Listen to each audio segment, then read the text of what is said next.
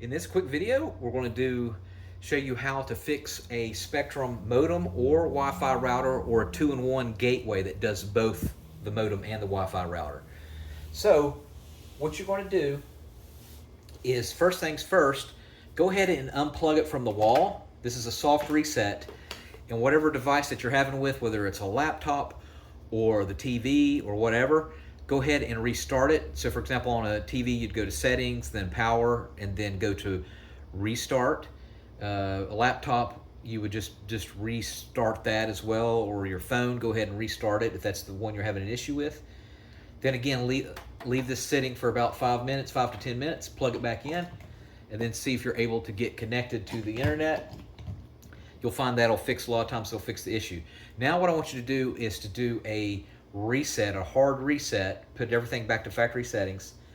And so for example, on a Wi-Fi router, you'll see in the back, it'll say reset on the very back of it. And so look for a button or a pinhole. And what you're going to do is you're going to press on it for 10 seconds and then you're going to let go.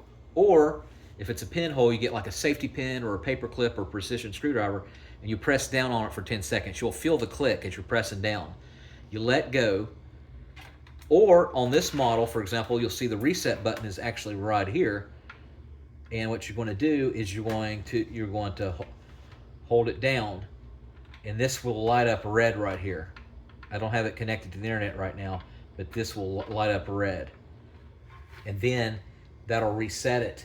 Then after you do that, whatever device you're having a problem with, go ahead and restart it anyway, and then see if you're able to get connected. And remember, look for the password. So for example, on the Wi-Fi router, it should have the password, the default password. It'll say something like cornpop329, something like that.